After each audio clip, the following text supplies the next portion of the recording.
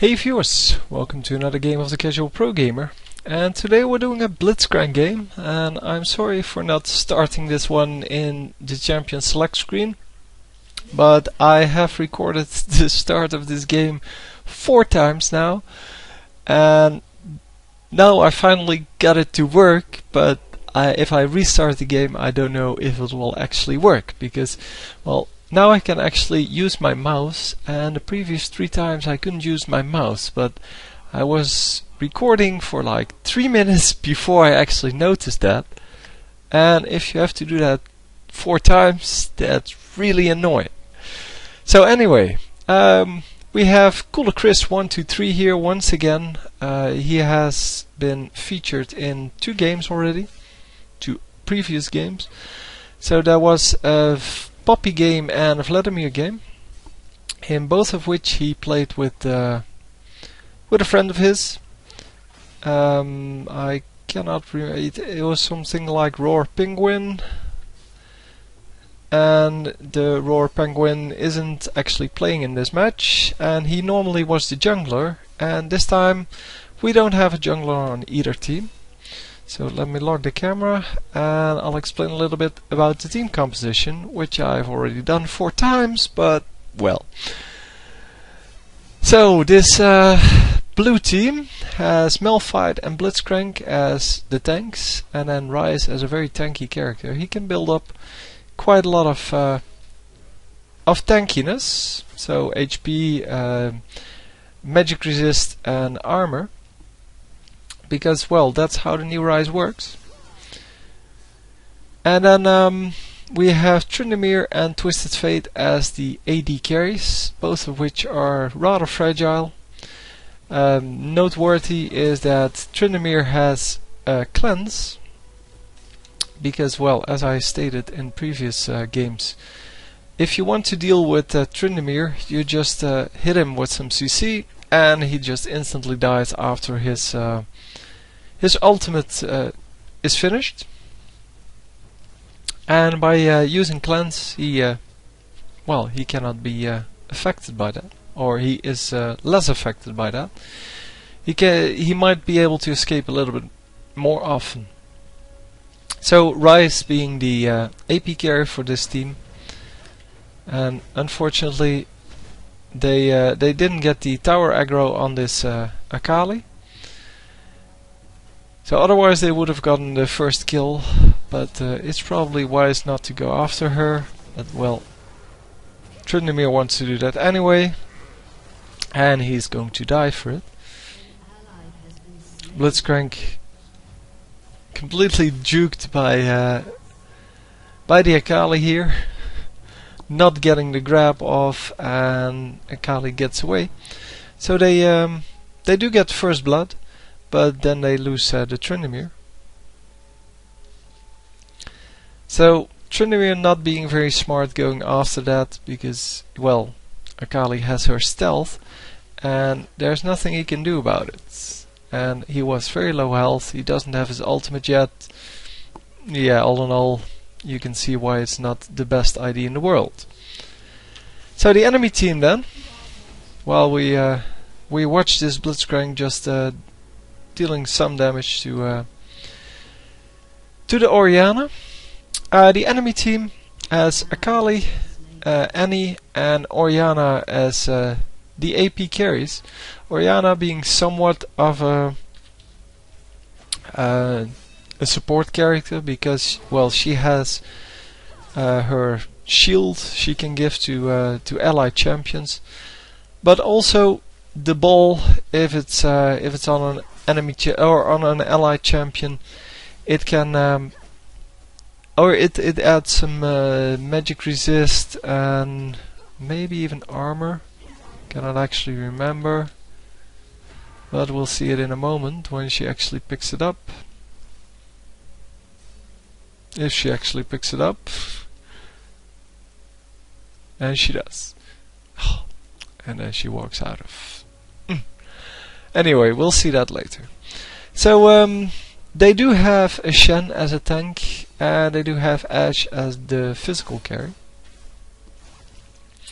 So they do have a lot of magic damage. That means that it's probably a good idea to get some magic resist, because, well, 4 of the 5 champions do magic damage, and even Ashe does a little bit of magic damage, but not a whole lot. Her ultimate is magic damage. So Blitzcrank going home because he farmed up enough to buy the Tear of the Goddess, and he's coming back in because, well, that's what he wanted to do. And now he can build up the the mana on his Tear of the Goddess, and that will help him get a nice mana barrier. And the mana barrier will be important in future teamfights. So he started off with the Mackie pendants, and I normally start off with the mana crystal. It doesn't really matter which one you take. It depends on your own preference. If you go back very early, then it's probably better to get the mana crystal. So in this case he went back very early, but I don't know if that was his intention or that he just did that because he could. I mean, the lane wasn't being pressured, and well, he had the mana anyway. But the Mackie pendants provides some nice regen, so mana regen. And by using the mana regen, you can keep your mana higher. Although your maximum mana isn't as high, you can still keep your mana nice and high, and that means that you have a big mana barrier, because it's based on your current mana and not your maximum.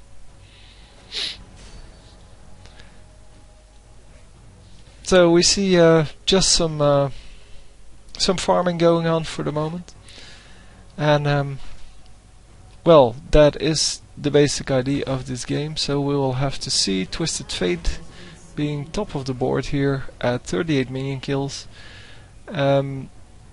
Yeah, the rest of the team isn't doing too well, and only Blitzcrank has a real reason for that, because Blitzcrank really isn't that good at killing minions. So Tryndamere should have no problem. Malphite does have some problem killing minions, although he does have an AoE spell, but I think that's based on the amount of armor you have, and the amount of armor isn't going to be very big early on, obviously.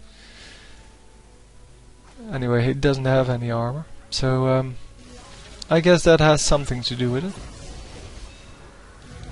So Tryndamere getting focused once again, and I'm not even sure if he's level 6 yet. So I don't know what they were doing, overextending like that, and then, well, Shen comes in, but he really shouldn't have. Unless he wanted to go for it, which he didn't. Yeah, don't know why he came in. Because both of them were still very high health. And I'm assuming he used his ultimate to get in. But hey.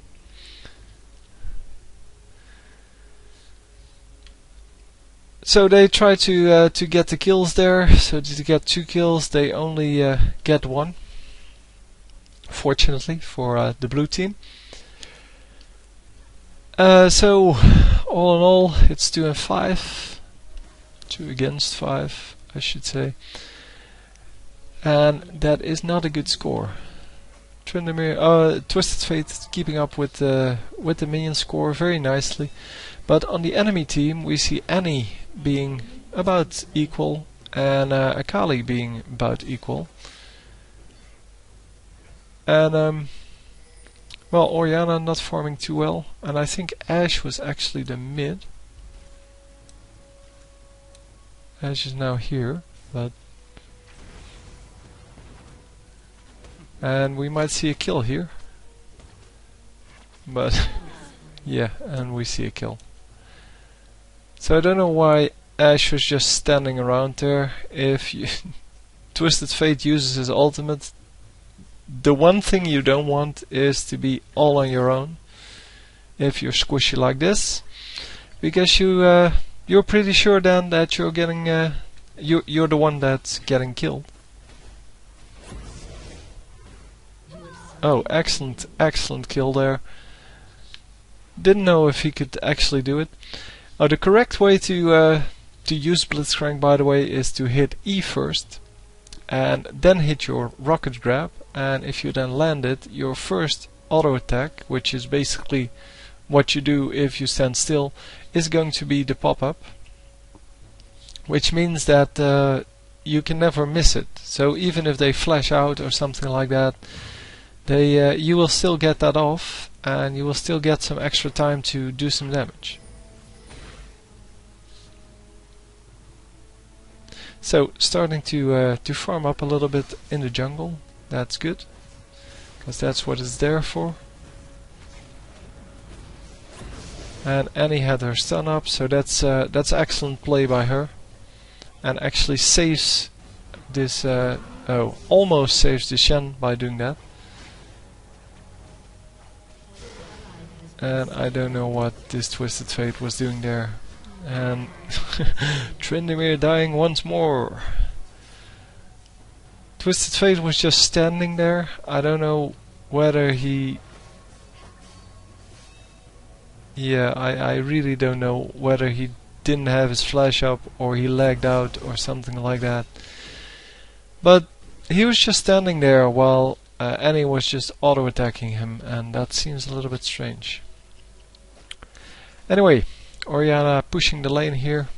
She's trying to get as much damage done on the turret as she possibly can. Twisted Fate coming in with the gold card and probably doing some excellent damage there, but well, cannot actually see that. So Orianna getting out of there because, well, that's what she does and that's what she should do. She of course has some good escape skills with her slow and speed up. I don't know what to call it.